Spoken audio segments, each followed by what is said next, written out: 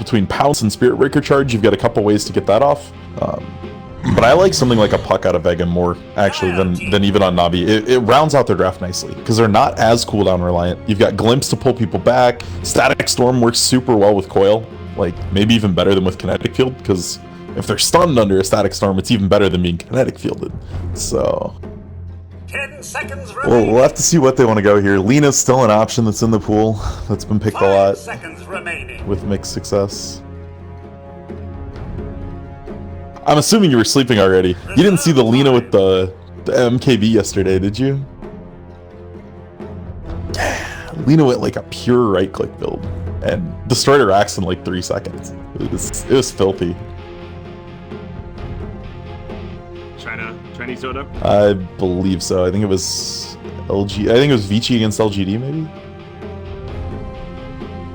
But yeah, I was half asleep. So we do see a TA ban here on a Navi, not wanting to give that back to Vega, thinking it was a problem in the early game. The OD ban, I see the idea behind it, but I feel like your team already handled it pretty well. But just doesn't want to play against an OD. That's fair. That's kind of what you get to do on the 5th ban. One part of it is if OD gets desperate and just slams an ult, it can actually break Vega's team if it does like no damage. If you burn out, because it's a huge mana burn if it doesn't hit the damage threshold, and if you're burning out Darkspear, Disruptor, and Slark's mana pool, they become so much less effective. Dragon Knight. Oh no. Radiant team pick. I saw hints of this. I saw it a lot yesterday. NA ran it twice, China ran it twice. Just a super tanky hero that actually has tower sieging ability, so it gives them a safe option in the mid lane, something that can stand up to the tree. And are we going to see Dendy Timber? That's a relatively new one, actually. Unless it goes Warlock.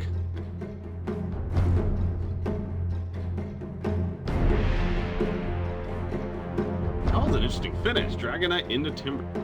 Yeah, Timber does fare very well into the DK matchup. Neither of them should die, like, ever. They both have a ton of armor, which means the massive damage out of tree right clicks are going to do way less. Spirit Breaker's ganks aren't going to do much. So after like level 3, it's going to be extremely hard to bring either of these mid laners down. And they're just going to have this little farming, fighting, do nothing war in middle. Right up until about the point Dendy hits 5 or 6. And that's the point it tips heavily in Timber's favor. Once you get up the Chakram, then all of a sudden you have the chance to catch and just do this insane amount of burst damage. Get a fun finish there in the draft, and setting up for an entertaining game number 2 here. Again, 1-0 lead in favor of Navi. Close it out and move on to the playoff stage here, the Summit 7 qualifiers.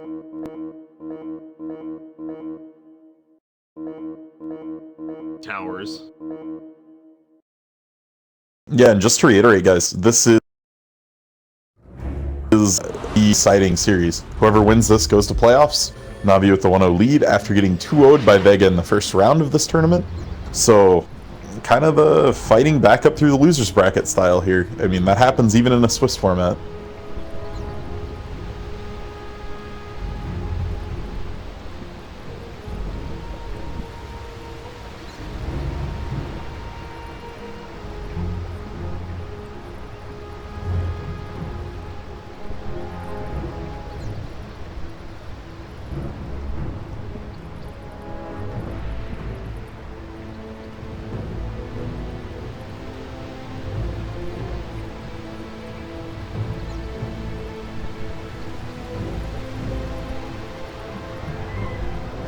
Yeah, and I believe it's going to be Empire versus the winner of this game. So if Navi does compete in this and move on, it's going to be the 2 CIS teams in a grudge match starting things off.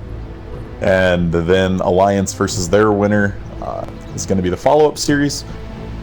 And I love Swiss style. I really do. This group stage format, the way where the winners play the winners, losers play the losers, and then you have a decider game. The fact that we get to see something like this kind of storyline in a group stage is just awesome. You know, Vega coming out with a strong 2-0 to start it off, and then Navi grinding their way back through. These are the kind of stories I like in these tournaments. Well, it's essentially, well, so this isn't Swiss. This is GSL.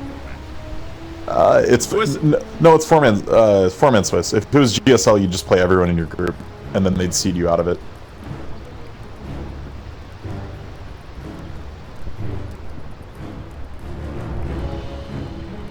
Sort of. There's no one adds. It's basically like a mini bracket. It's a mini double limiting. Kind of like what... Where Swiss is actually what we had at. Yeah. And where it's... you don't play everyone, technically. Just keep playing it, but you keep playing people that have your same...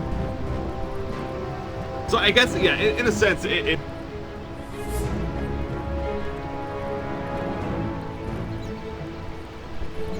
to be fair.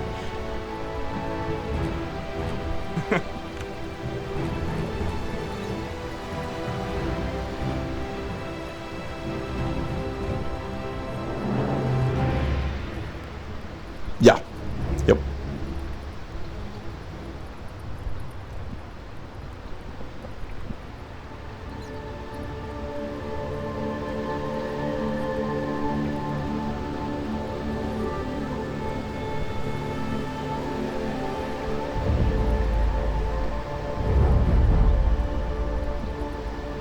Yeah. These imaginary seedings that kind of, you know, set up for some teams that to put them at a disadvantage earlier on. So, Well, and since we're paused, we have some time to talk about this. And there's merits and downsides to every single structure.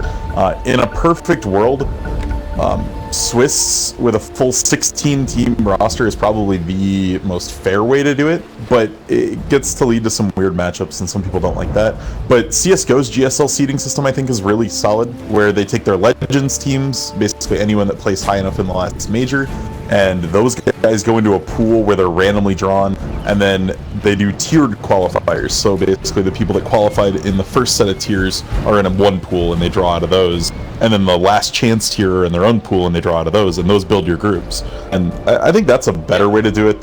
Well, that's what the World Cup does, I'm pretty sure. Like, that's what, like, you know, these big traditional sports do. Very similar to that kind of form. Well, so, yeah, the idea of actually a drawing stage, like, broadcasting a drawing stage, I feel like would be so fun, right? Like, that would actually be really cool. 30 seconds to battle. These majors especially was to do something along. That would be really cool to see. And the other thing I'd like to see, if we ever got to that point of stability, would be, like, if teams actually got secure and had these big sponsor deals, and your livelihood is made more on, like, a franchise style versus a did you win this tournament style. I would love, like, a yearly draft season where you have a week where it's drafts open and all the unsigned players get announced, and there's this big signing, and rather than the let's update Reddit furiously after every major. I'll take that. Wow, Slayer got it. Seema ended up getting the charge in. That was sick. Timing right there. Yeah, no, that's a discussion we could definitely you know, save for another time and on a podcast show that I do. Oh, do you want me as a repeat guest? I don't know. That's actually awesome. Yeah. Somebody else about it. All right, back to this game though. We got game number 2 again. It's a Navi versus Vega. Top All right. Raven. It's a. Let's talk about the lane situation here. So we've got an aggro trail lane on a Navi. Benefit of aggro tries, you put a ton of pressure on Slark, who is an awful laner pre-6, and you stop their supports from roaming. This is going to keep the Spirit Breaker pinned in the top lane for most of the early game here, taking a lot of pressure off of potential roams down on Dendi. The trade-off on this is General is going to be stuck in the spot lane.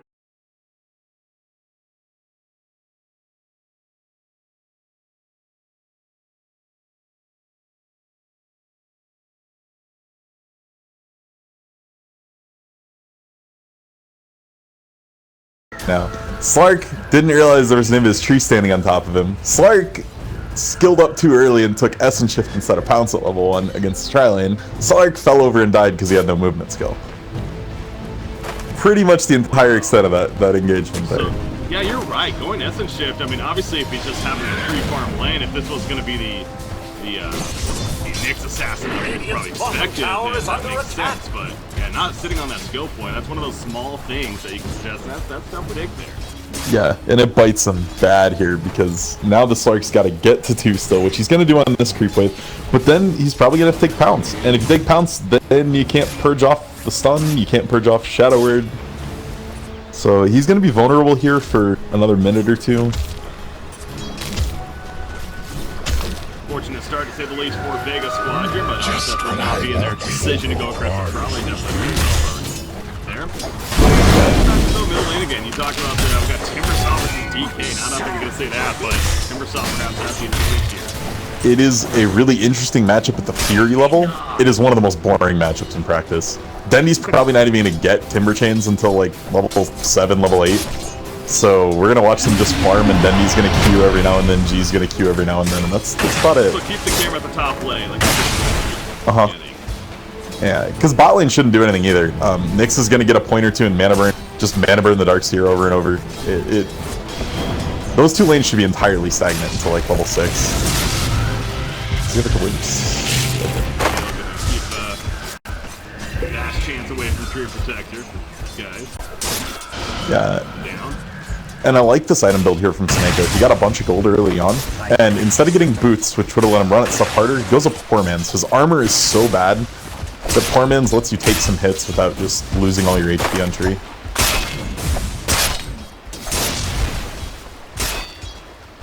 And after you see that on a tree right off the bat. That with the Orbit Venom now, so definitely quite the harasser here. It's not in a good spot right now, though. Still holds him up, but if he's running it through the hero, he's going to fly through it. He's definitely going to be under too much pressure, and he will go down. Dark Dash is picked up now by Clark here. He's 3. Help keep him alive and also kills in the end. But yeah, Tree Protector, as we're getting at, he's tanky and it's a good build. It probably felt a little too tanky. Yeah, I think he thought he was invis when he was looking over at Spirit Breaker. Like, he was near the tree line for a while, but he moved slightly out, which reset the timer. And yeah, just got caught. What else is there to say? Turn of events for him. Dendy, he turns the invis route top. He's going to come back mid. Want to miss any CS. Position to pick that up when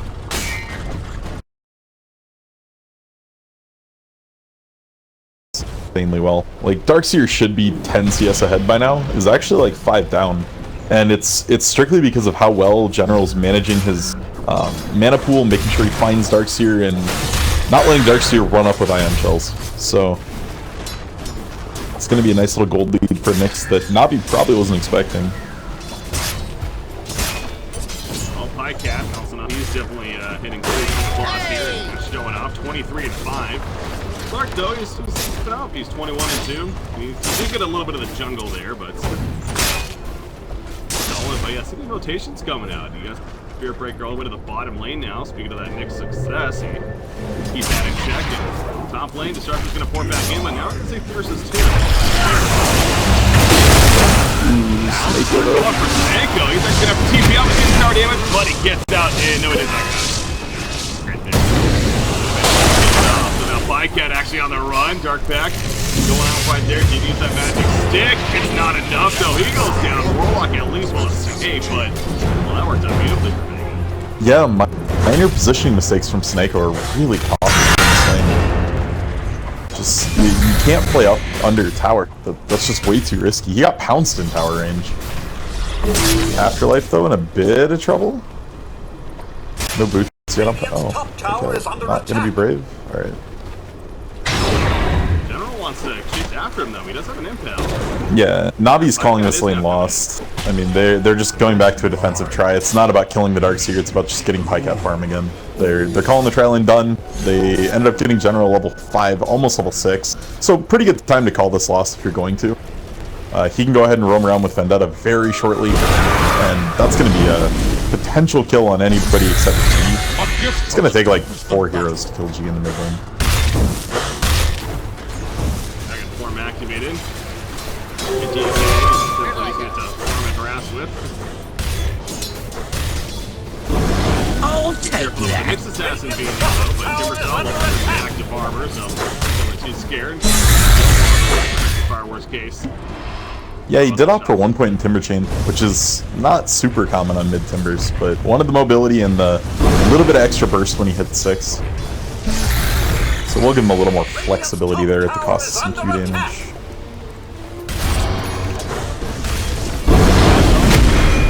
Top lane, top lane, top lane. He's also in a lot of trouble right here. Stun comes out from TK, and Timbersaw will fall top lane. Ooh, Nyx was Vendetta on top of Slark and wanted to go. Never actually pulled the trigger, but... so yeah, Dundee falling. I was busy staring at top. Was he not in, like, with any reactive stacks? How did he end up playing that? I don't even know. I feel like he did, but honestly, the Spurberger just charged in, and then with a Void from Disruptor as well, TK landed his stun after with a tail whip, and the Dragon Tail leaving, and just simply did more than enough damage. I like the tail whip. Let's rename it. I knew it was tail something. Dendy's going home, boys! Oh yeah, he just got glimpsed, didn't he? Disaster. Yep. Back at base. That's gotta be careful. Disruptor. Back and Dragon Force activated again by the Dragon Knight right here. Okay, he's been doing fantastic. Now, 46 and 9 here.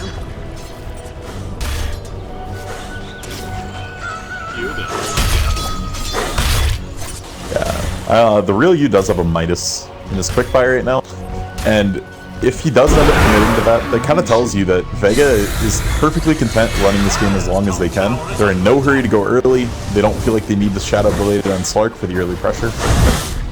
So we'll have to see if he does commit to that. The one risk of that is if General gets a couple kills and gets ahead, real you is going to be food for him for a very, very long time. You're right here. He doesn't know he's a bit of a trap situation. He has to surge, but he's pretty quickly back. Yeah, he gets the bash off. It's on level 1 start. That's a really long surge. Last tick. Be enough damage. Oh man, that was actually really close. Fine. Yeah, you're right. That surge seemed like a last forever. Seconds even. Yeah, it's long. And that's what you get by not going that early point in vacuum or that early point in the wall. You just get a lot more flexibility in it for yourself, where you really should never die and take a pretty big misstep. Dendy on the roam, looking to go top lane, try to kill Silent here. I don't think he's gonna see him. Yeah, they had the ward middle too to see him running up towards that way if anything. Clearly a rotation and round. Take that as tribute. Timbersaw a little bit of time here on 4. But General, he has Vendetta. He's almost using Timbersaw as bait here. He needs to find a kill with this Vendetta. He got a ton of gold early game, has Arcanes in 1,000. He needs to get to the 2k mark and then decide when he wants to go. Whether it's going to be Blink or Force or Dagon or even a Midas. But he needs one kill somewhere. He can't quite get into those trees without being seen. If Dendy'd cut him, he could.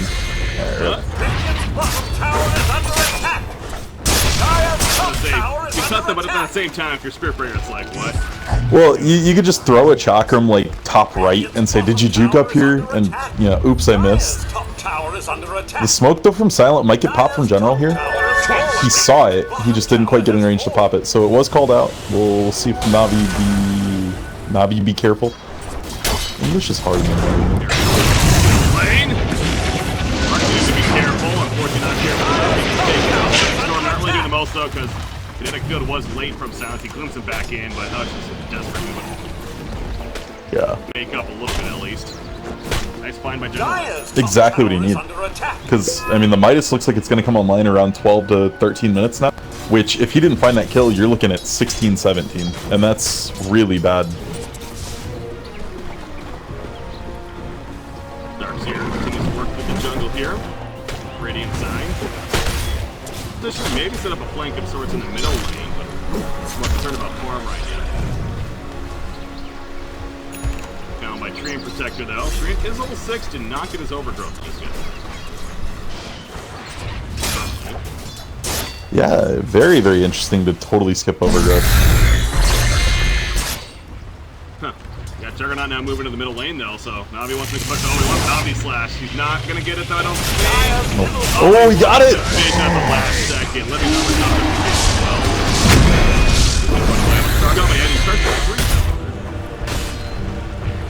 Wow, that vision was so close.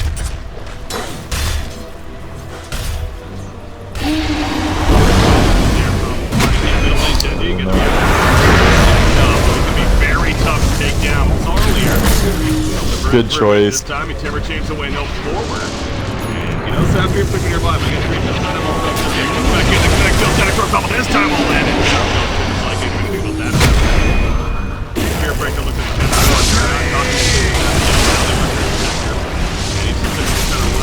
wow. Living armor to use. Afterlife, meanwhile, feels some pain. The chaotic offering coming out, and actually Darkseer will get ticked off.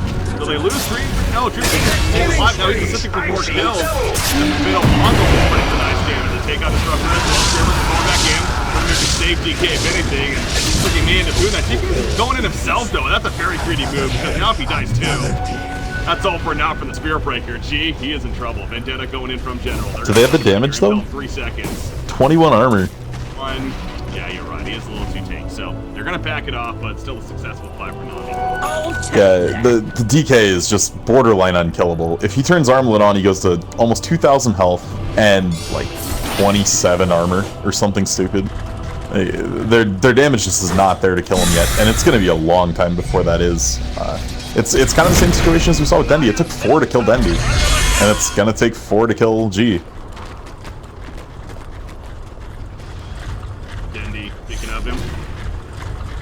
Here. Spear Breaker and Darkseer nearby. Sector again. Dire's middle tower is under attack. Choice again, passing up that overgrowth. But doesn't have it. I'm sure at level 7 he's probably going to get it. I mean, especially with what happened the last one. Like, it would have been nice to have. About that, so. Yeah, I mean, they're really posting up hard here looking for Dendi with this deep ward from the Vega side. But yeah, it's a little strange, especially when there's a Ion Shell on Dire's side, just to rip through the living armor. And Dark Pack, honestly. I mean, there's multiple ways just to strip the armor off, so to commit extra points in that set of overgrowths, I don't want to say questionable, but strange. Playing DK. Doesn't have his old tracker for on the mana burst bench. Coming out, really wants this kill. He's still very tanky to Armlet Dog. He's going to use it once again. Surge comes out. Played by Gene, ultimately survive right there. And I know his hero in general is pretty bulky, but man, also good avoiding there eventually. Dumb in, he comes back, no spin up. Oh, hit the Bond Creeps. He's going to be hit the Bond Creeps. Oh, you're right, yeah. It would have been a luck thing, like the Armlet Taga would have had to come when you're hitting them, but the potential was there and you weren't going to die. I said it was going to take 4 to kill G. That was 3 with an Omni Slash, so the guy's just insanely tanky. And the amazing toggle there for the Omni Slash. If you toggle Armlet on when burst damage is coming through, you're essentially taking only the Armlet drain from it, because you're gaining the health right away and then it's gone anyway.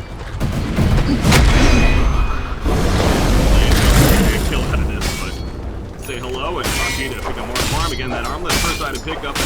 Now we're just on the shadow play. We don't get to see DK too often, but this is pretty, yeah, this is pretty standard. The deviations from this that you could see, Deso if you really need to push early, Blink if you're lacking initiation, but Shadow Blade's pretty much the standard. Dire's middle tower is under attack. Dire's structures are fortified. Almost there. Ability's going to be seen rotating in by the Vendetta Nixon. Tracker for him. Support here though, so possible fight going to be breaking out. Iron Shell apply to Dragon. No passing yet for Darkseer though. That's kind of key as well. He has the wall, but doesn't have a way to kind of bring it. Yeah, taking the cast range over getting the point back is very interesting. Does not get his overdrive. Connect up, step from it. Well, Tetrix assassin. He got his own out the rest. Chaotic offering though on the back line. 4-man bonds. My cat though can't really get closer. He needs to go with the Spear Breaker. Off to the side. Spear Breaker to be able to take down right here. And yes, he was looking at that bit of bonds. Dendi! And he's not done just yet. Just like last came on the first period. I'd love to go in still, but actually we'll be living back right there. Well, General's hunting. He wants a Slark. Radiant's top tower is under attack. Not gonna find him though. I can't imagine. Yeah, I can't imagine your risk going for that though. Slark knows if you're hunting him, because all of a sudden his Shadow Dance will go away for no reason. So yep. There we go. Ward or yeah, same thing right there. So whenever there's not an invis hero, that ping means throw a sentry here, I'm going to be very upset with you. But against an invis, it's a lot more difficult. You never know if it's necessarily Nyx hunting you, but he can be reasonably sure. Had just pathed over that area and it didn't go away. So we're kind of seeing what happens though with the Midas pickup here on Darkseer, or on Slark, because he was totally unable to join in that fight. Knew he wasn't going to do anything super productive, and just said, I got to get Shadow Blade, guys. I can't do anything yet. The downside of going that first out of Midas. Real you. Like DK though has that Shadow Blade now, so they're going to have a couple here and definitely be much more combat ready. Second eye, which is just about finished. Blink, however, just picks, so yeah, speaking of his Hanamizer, he is definitely making his way to the Cat charging in. Here, ready to assist. The numbers already put up though, and he's falling back. He has plenty of support nearby. Now, Dream Breaker does have overgrowth. Yes, so use him right there. That had to be max. And Spear Breaker, though, he's like, alright, I'll never try and go away. Can't get away from my side, killing them both. Calamity does a good job right there. Takes him out, though. It does get Juggernaut, though. It gets the Spear Protector, actually, with the kinetic field. The wall's put down as well, but they're just going to walk around it, actually. Lives back on a Timber Saw, what is going to be enough to save the team. He tells him to go again for Nyx. He opens, he misses the intel. But it's going to be enough still to take on Disruptor. And maybe be the end, unless Frontier could still be in some trouble, actually. He's going to surge. Should be out if you just go straight left. Wow, the greedy Ion Shell? Oh, yeah. The Nyx like Stairface stun comes out, and now he's in trouble. Yeah, Tree's literally hunting him, porting to a different tower, keeping his invis through the port. Can't find him though. Takes the wrong juke path. To be honest, the kill potential on him there is still pretty low. He has another surge left after this one in a full wand, but that was entertaining. I love watching people when they just have the Shadow Amulet, using it, because you can use it while you're running and don't stop until your fade time is up. So if you do that and constantly just spam move, you can drop in and out of targeting every 1 point whatever seconds. Which can be kind of funny. You can disjoint an Omni Slash is the big thing with it. DG, he is going straight into the Silver Edge. Interesting. Timber Saw is that kind of the key. Well, okay, so the way Silver Edge works on Timber, it doesn't get rid of any reactive stacks he has, it just stops him from generating new ones. So if you go on him when he has 0, it makes him incredibly squishy. If you go on him right now when he's rolling 20, it doesn't do anything. So it's good. It does help him in the man fight against Juggernaut, though, because it takes away Blade Dance.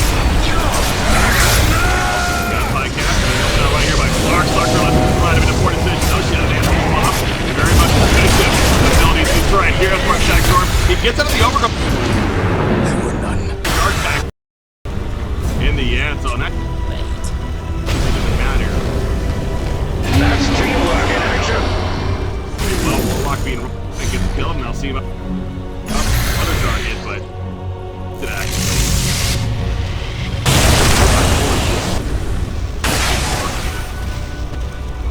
Poor guy. A lost puppy wandering the streets of New York.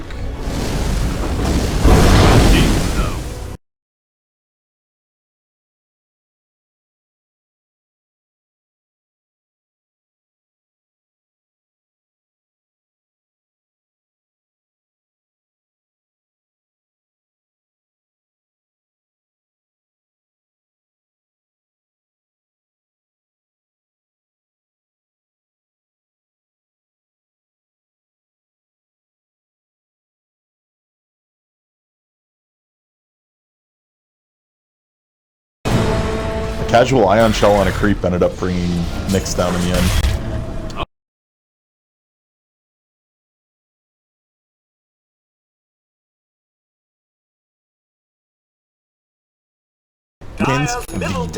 But yeah, ended up making it so Slark was fairly easy to get out there, and then 10 seconds later is full health. So, well played from Seema here, definitely making some big plays on the Spirit Breaker. Just being this disruptive force in team fights. And I gotta say, this Timber pick has felt very, very underwhelming. For being a last pick and kind of your counter to their lineup, he just hasn't had any pop. Yeah, it's definitely, I mean, 1, 2, and 1 right there, right? You know, it may be where how we did last game on the source, so now we just took over, but it's a fair point to make that Hero, though, hasn't necessarily been the biggest threat at present. During the laning phase, he definitely did very well, but even with that, you know, he did die earlier on. But it was surprising. Nearly as strong of a game this time around from being the Timbersaw. Definitely hurting Navi's chances here. Again, Pycat, he is, once again, just like last game, doing pretty well. He's got them throwing net worth, but going up against the DK and the Slark, they're both doing that much better. Yeah. And Slark also finished his own silver edge here. Yeah, that came out good. I'm loving what Pycat has been picked by here. Maelstrom on Jug has been long forgotten, and it's still the best damage item you can get in the game, and it, as far as the amount you spend on it. And it's going to be absolutely crucial in trying to eventually bring this DK down. And so well with everything they do. Eventually, when the Maelstrom comes out, Ion Shell is going to be proccing it, Thunderstrike, Dark Pack. There's so many ways that it's going to just do a ton of damage. If they get there. I mean, at this point, Vega might not let them. Vega's being very, very oppressive in their approach.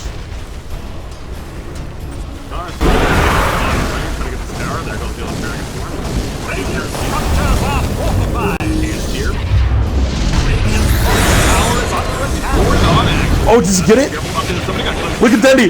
Woo! Yeah, right here, but big claim. Run them down, actually. Tree protection. Now, here's the real you. Slark coming to the party. Here, Fresh also joins. And they're going to take out the Chambers in general. I don't even care. Dendy hit the glimpse chains. That's just too fun. So that's what so it was the glimpse of that. Yeah, so everyone knows the fountain hooking thing, right? You know, you pudge, you get sent back by your Chen, you hook someone at the right time, and they come all the way back to fountain with you. That has now been fixed. That interaction is not yet though. Ooh, Darkseer in trouble. Yeah, Darkseer master off the mech even. He really wants to live. We saw him earlier. He made an escape. Yeah, he's out. Darkseer's coming back up in a second. 2 seconds till blink. It's got to be a blink impale. The vacuum goes off right there. Nice. It's not gonna matter. That's a really hard impale to hit from General. I mean, I gotta say, General actually waited an extra second on the blink till he had Carapace up in hopes that Darkseer had Ion Shelled himself just to get a blink Carapace and actually get an easier stun. But that's a big pickup in slowing momentum here. Navi needed something. They've been struggling to find anything good in these team fights. Last one was a token disruptor kill, and then return you lost 10 +1. Structures are fortified. On a plane. The tower and Vega squad not going to be able to defend in time. They are nearby. Right to secondary. Gaia's bottom tower has fallen. Navi need to go with it. They're going to find structure from the side general, scouts him out. Yeah, lays the sentry down as well. Navi really either needs to get a gem of their own or they need to get this one off Slark. Like, it's worth ultimates at this point, it's worth committing everything. You desperately need vision control back so that your Nyx has some room to move, and you can get some of these deep wards.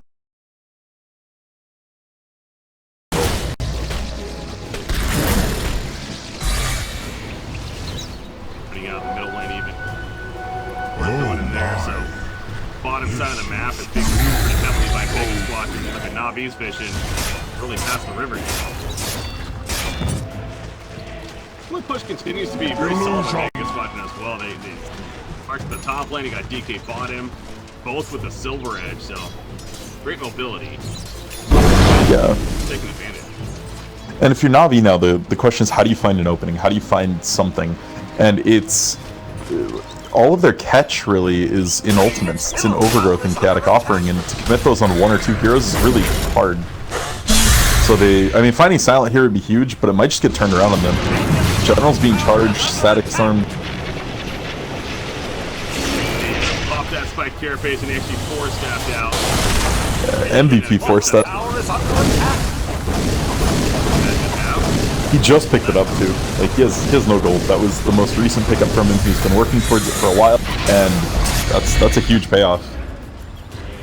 Get that Spirit Breaker image. Dire's middle tower is I just under love attack. DK too. You know, he's pushing the bottom tower during that. He gets it pretty low living numbers last time. But the point is, hospital Bendy? and actually, yeah, he's in trouble. It's a fall right here even. Got the assistance from Dark here at the end. So I'm talking about his tower push, but yeah, that Dragon Kill, 3.25 seconds done. Yeah, and he came out with the Silver Edge too, so there weren't any reactive stacks on Dendy yet, making him incredibly squishy. There's no other armor item on Dendy yet, so he only has 4 armor. That's very low for 27 minutes into the game. But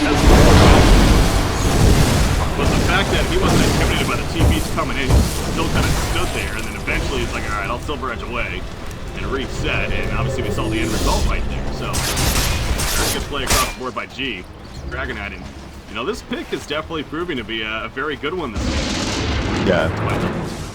I think it's extremely strong in the meta. It's just the laning phase for DK is so boring. You know nothing's really going to happen. Ace runes, bottled up with Dragonite.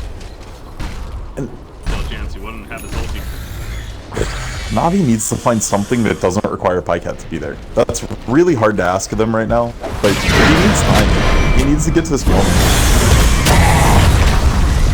They committed a lot. Chaotic offering in response, so they better at least get the Spirit Breaker. They like DK, but nothing that's happening. They're gonna keep the point. Although Jefferson wants to go in, you gotta be a little careful about Kitty here. We got to back though, so I almost want to say, you know, they could turn that actually. So losing it back almost kind of safe. Maybe it would have been a hard kill. But Omnislash was down, Chaotic Offering was down. Yeah, at the very least, I don't think... best case scenario for Navi, no one dies there. If Timber doesn't get glimpsed. But if you're silent, you just want to protect your team. It's fine, you lost one, traded him for the tree. Call it good and move on. Tree opted for a Midas. Like, very, very, very late Midas, so... I don't know what he's going to do with it. He doesn't have the blink, and we saw how influential that was in the first game. God, this is Clark, man. BKB, yeah, it's just, okay, it's just getting so much. Lame. Again, the other Dragon forming, I'm going to see this around. Nice overgrowth right here. They're freaking charging in, though. Dragonite is getting fairly low, but now Clark comes to the party. That's where he gets that kill scary for Navi, the vacuum wall combination in the backline.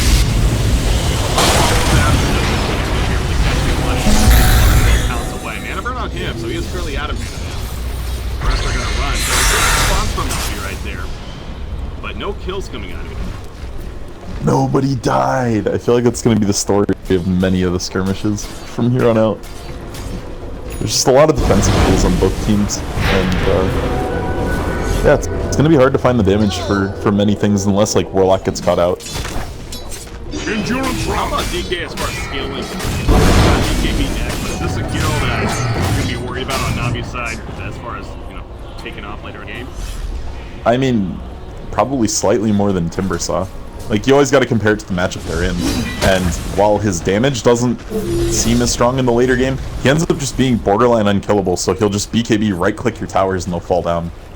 He's a great sieger, which is what they really need, because Slark is not very good at hitting buildings.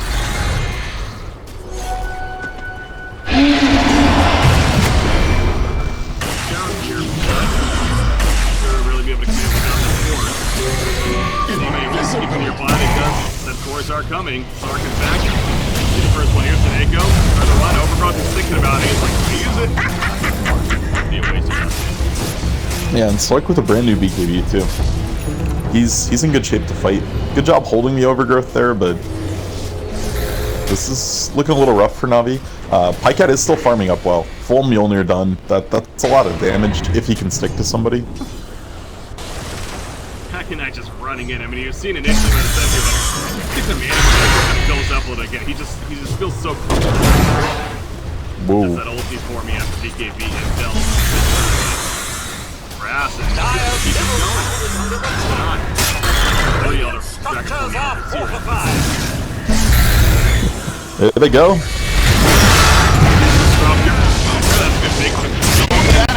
No, we get static throw him off, does the back off, pile on. In comes the free response, but Chipsaw dropping pretty quickly. The owner on trying to help out. It's it is going to be enough to actually the Timber Gauge, but down fell straight protection. And Navi both teams landing some decent ultimates here. Again, Vega squad is that much better performance. Dragon that especially is so bullshit. Yeah, I mean, getting the static off was definitely important there. Most of the core abilities had gotten off by Navi already, but it just put a ton of pressure on Dendi, making him back out right away. And without Dendi kind of having free reign to throw spells in, they definitely don't have the damage on Navi to take any fight right now. Not being done just yet, but tells me that's going to be on the menu here soon, at least for Vega Squadron. Now seems good. AC is queued up for DK. Now Lincoln's picked up on Clark. This was reminiscent we saw in Shadow Fiend yesterday, I want to say. Ryan sticks the outline for the left plate, where he went just all out in defensive line, and it proved to be the great choice, but we kind of did a similar here to like, you know, the Lincoln, DKB, Silver Edge, sure. Well, he knows the sustained damage isn't there for Navi right now. Then he's getting forced out of fights still, and he's tanky. He wins. Lockdown left and right. Overgrowth finally comes out, but this BKB is sucked. He's still running after. Trying to kill just the other. Probably does run next to the kill. So they saved the main target in the but the support is actually going down. They're doing roll show, but they're like, hey, run it down. Let's put it for that. Distracted of sorts. Yeah. Like, Pycat needs, like, Butterfly, Scotty to even be relevant at this point. Going Diffusal just so he can stick to people. It's the budget version of Scotty at this stage in the game for him. He's just really struggling to be productive in these fights. And I gotta appreciate, I love the way that Vega is tempoing this game out. They got the lead on DK and they're really pushing it. It's let Slark build super defensively, get a greedy Midas, and yeah, super impressed so far with how well Vega's taking this game overall. Force that third in what would be a final game, of course. We want it. We want game 3. Especially with this being our only series. Yeah, we can maybe talk to him, make it a best of 5. Change it up.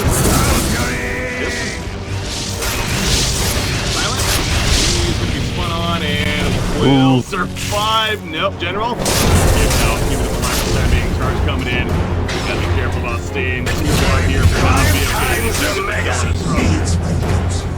Yeah, Seneko got picked in mid at the same time though.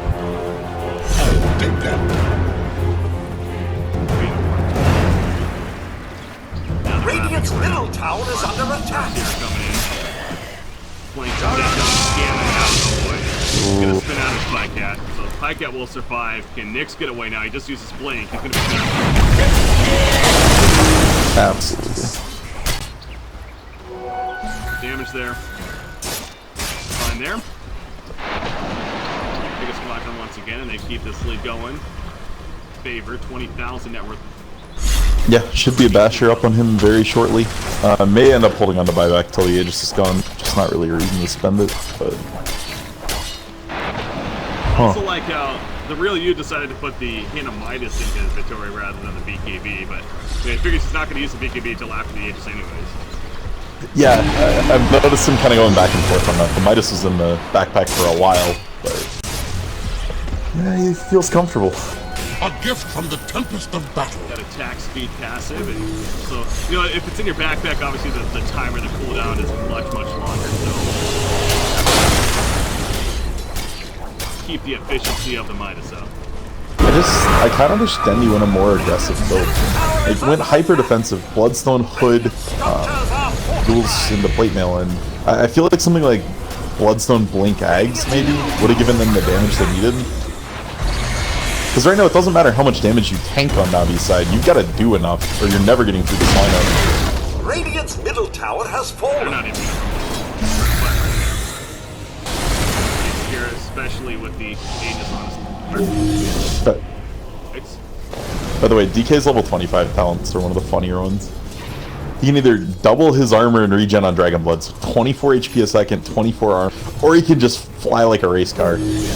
That's 75 move speed. is up though. Ruko's up and got hands to use, and Doctor was funny, but not enough. And Slark, fine. He does have the BKB back in his inventory.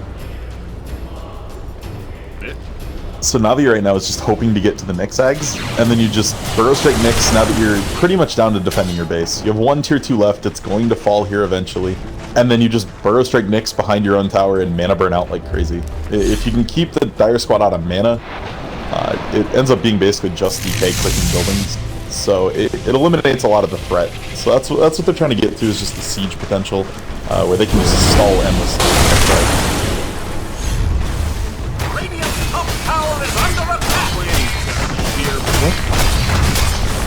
Wow, Pycat opted for a BKB. Radiant's top tower has fallen. He's already struggling to find relevance with his items and do damage.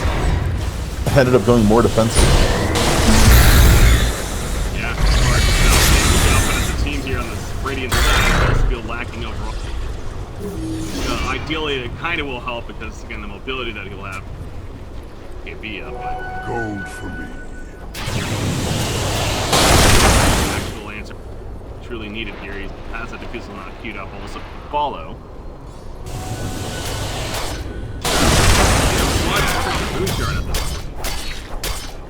Yeah, he's just huge. The world is his oyster right now. Completely skipping the basher even. That's how comfortable he feels.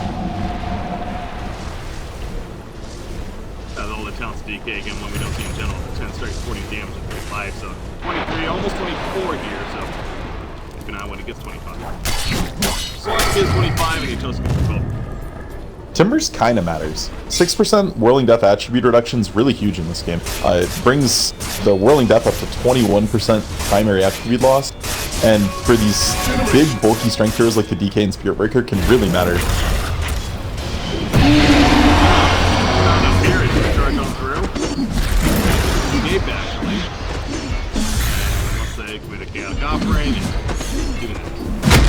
Endurance run! It's gonna fly on by, and he'll survive. Game of avoiding one another. Continue, really. They just, again, has been reclaimed by now, so Clark, though, he has the moon charge. Dasher next to line, they get there. Modeling, meanwhile, needs to die quickly. You wanted that? As Clark turned his attention to the Bottom tower is under attack. he still has it. So, no overgrowth, no Nyx stun. This is rough. Navi is so dead.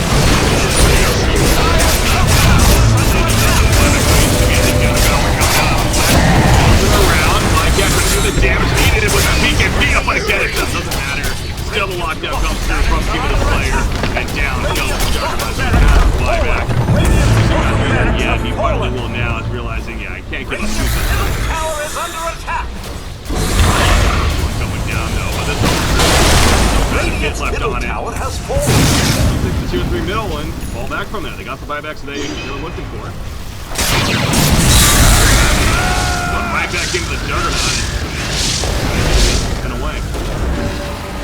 Why not? He has plus 72 agility right now in Slark. He's hitting like a truck.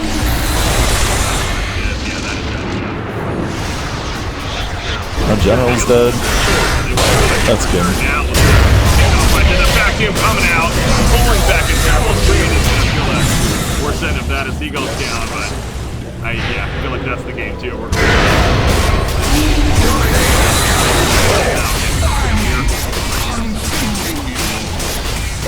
I feel like G's, or not G, the real use hit so many people in this fight. He's at 36 shift stacks. I'm just wondering how that guy in the Kiev game got to 8v3. Like, yeah, it was a troll and a Slark just beating on each other in a rush pit for like 40 seconds, and no one else touching them. Slark ended up barely creeping out the win, and then just basically throwing them off of it because he was doing so much damage.